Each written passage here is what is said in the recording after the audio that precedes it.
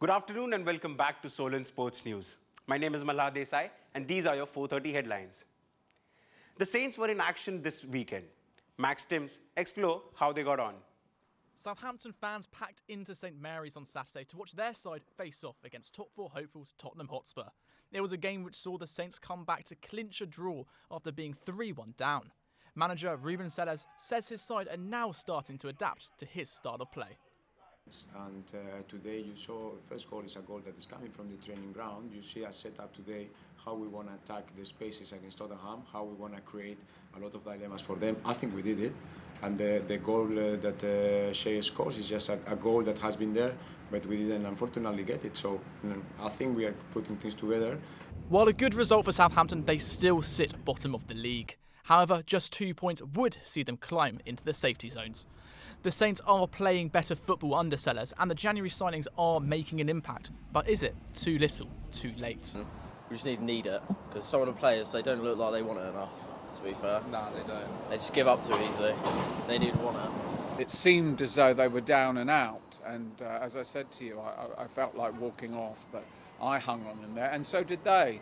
And with that sort of spirit, perhaps they can make it out of the, can stay in the division. I'm quite happy with the football we're playing at the moment. Better than the other two, I say, but I just still don't think it's enough. For Tottenham, the result was a disaster. A win would have seen them climb up to third in the table. The result marks the 5th game in a row that the North London side have failed to win away from home. But the main headline from the game was Antonio Conte's explosive press conference, which saw him grill his players' attitude and desire. I can tell you that if you want to be competitive, if you want to fight, you have to improve under this aspect. And now this aspect, for me, in this moment, is really, really low. And I see only 11 players that play for themselves. For Southampton, the draw was not enough to take them out of the bottom three, but they will be hoping that their fine run of form, which got a draw against Manchester United, Tottenham, and even a win against Chelsea, will be enough to let them survive the drop and be in the Premier League for one more year. 10 people have been arrested after a fight broke out between Saints and Tottenham fans following Southampton Football Club thrilling 3-all draw against them on Saturday. Our Saints correspondent Sid is reporting live from the street where the fight took place to tell us more about the story. Yes, Malhar, I am here at the Oxford Street where the fight took place between Saints and Spurs fans after their 3-all draw against the same team. People came down the lane from the same street to the Getting Casino, to around the Getting Casino, and they were involved in some cheers. They were involved in some cheers, and they were throwing chairs and flags and everything to each other. And reports suggest that the people around here have. That time myself, but I got some footage from some men and stuff which went out and have a look, and as well as read the news and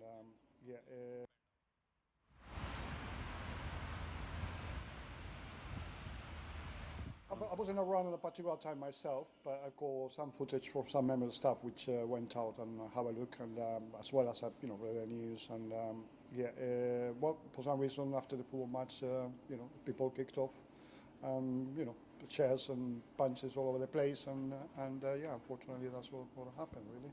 Well, I just know that it was a home game at St Mary's, and then about 20 minutes after the game, kind of a big group of football fans coming down, and then some sort of altercation where chairs have been thrown, people injured, kind of bit almost riot, kind of on that kind of level. And then the next thing I know, there's a big police van coming down and 10 or something arrested. Recent reports released by police suggest that the fight took place between the people who were present at the game and they were trying to leave the city around 5 p.m. More recent updates suggest that 10 people were arrested around that time and they are now released and they have been.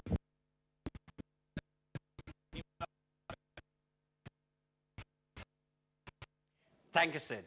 In the last hour, we have learned more about the future of Manchester United Sheikh Jassim will make a second bid for the takeover of the club on Wednesday. It was previously believed that the Qataris will not overpay for the club, but will now offer closer to the $6 billion price tag the current owners have set out. British billionaire Jim Ratcliffe is also expected to make a second bid this week. Injuries have affected the England squad for the upcoming Euro 2024 qualifying matches. Marcus Rashford, Nick Pope and Portsmouth-born Mason Mount have pulled out of the upcoming features against Italy and Ukraine. The absence of Pope means that the former Saints and current Spurs goalkeeper Fraser Forster gets a 3 Lions call-up. Saints women lost to Durham 1-0 yesterday at St. Mary's. This is the ladies' 4th defeat of the season, leaving them 4th on the table on 27 points. The women from the south will be looking to get back to the winning ways as they go on to face Bristol City on Sunday at St. Mary's.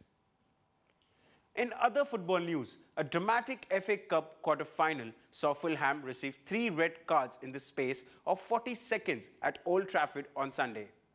The team were 1-0 up against Manchester United when Mitrovic-Willian and manager Marco Silva were all sent off the pitch. Silva said that he accepts the referee's decision in regards to his own behavior. I was out of my area, and that is the reason for the referee to give me a red card. I have to accept it, because I didn't say anything that for sure make him to give me the red card.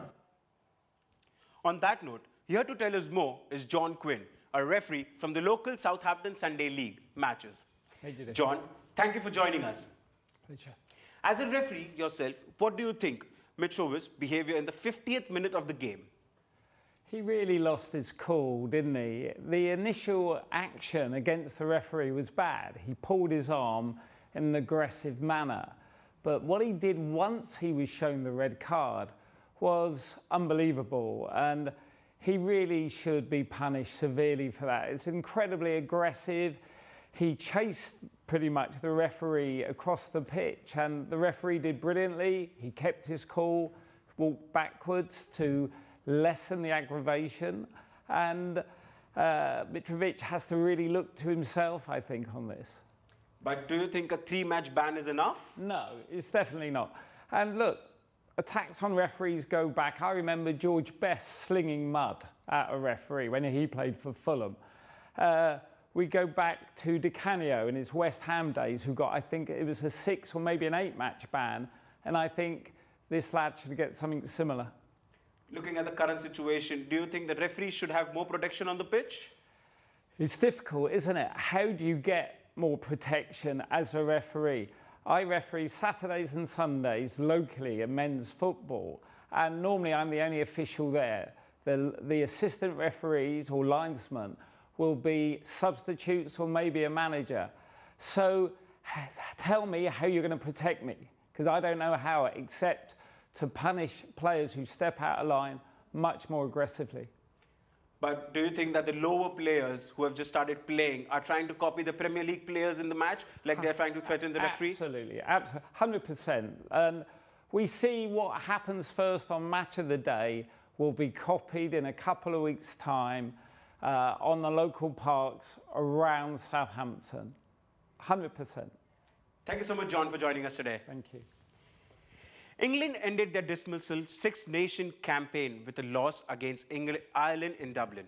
With the win, Ireland secured the Grand Slam as a celebration post St. Patrick's Day continued in Dublin. England had a tournament to forget as they won just 2 games in the championship.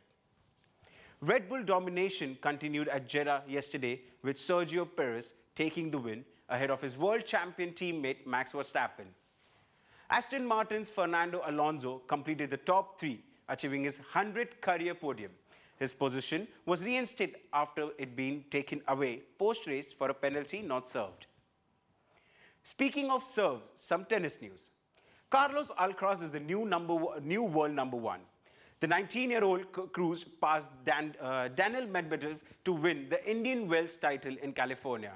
It only took the Spaniard an hour and 11 minutes to reclaim his spot at the top of the ATP ranking from Novak Djokovic, who was denied entry to the US because he was unvaccinated. Leon Edwards retained the welterweight title at UFC 286 in London on Saturday. The Briton defeated the Nigerian-American Kamari Usman, extending his unbeaten streak to 12 fights. Usman gave props to Edwards, saying that he is a great champion, but felt that the fight was close and he is not done and will see him again.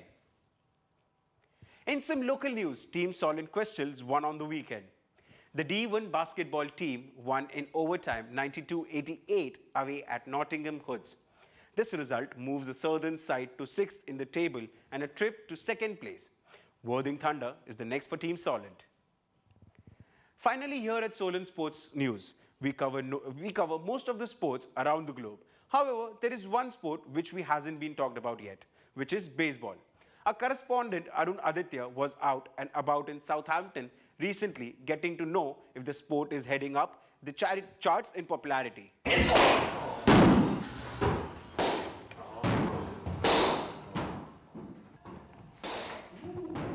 Baseball, as many know, is one of the most popular sports in the world, with a fan base of over 500 million.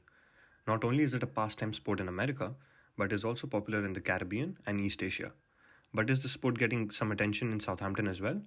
Tiffany, manager at First Base, shed some light on it. So it's a baseball reality simulator, so people can go into the cage and it's as if they were in a baseball stadium and then they play a game with each other. You can either come alone or with your friends. So we were here throughout COVID, started in 2020, so this is our 3rd year. While at First Base, I got in touch with a couple of first-timers to know more about how they found out about the place and their experience. So I found out First Base because I work just across the road from First Base, and I walk past all the time. It seems like a pretty cool place, pretty cool atmosphere. It's a nice establishment. So yeah, it's actually my first time playing baseball in a simulator. It was really cool. It was really good. It was very good technical setup. It's pretty cool. Yeah, it was really good. Not as good as I expected, but in terms of playing ability. But yeah, it's a really, really good experience. Hi, my name is Sven. I'm from Germany and I study here in Southampton. To be honest, I come often by here and to be honest, I've never been here before and I thought it seems very interesting, so I came here. It's interesting. I'm not very good at it, but I guess practice makes perfect, so I guess I need some time to practice my swing. Tiffany also talked about the reasons to start a reality baseball simulator here in Southampton, a place where the sport doesn't seem to have a lot of followers. So we wanted to offer something that was unique and where people could come with either their family or their friends. There's also a lot of cricket venues in the UK. There's not very many baseball ones. We wanted to offer something different for people to try. It's been really popular. It's been very popular with families. People bring their children, especially in the school holidays. Also, we get a lot of students here that want to come and enjoy it with their friends. It's popular with all age ranges, I'd say. There's not really like one specific age that comes. So it's really for everyone. And the fact that you can book it online yourself, that makes it easier to access. During my time there, I thought of giving a sport I had never tried a shot as well. Let's see how that went.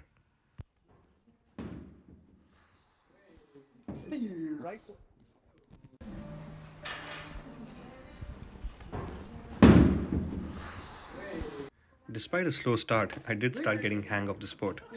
I hope you all enjoyed it as much as I did, but that's Arun Aditya from Solent Sports News. That's all from us today. Join us again next week for more Solent Sports News. Thank you for watching and have a good night.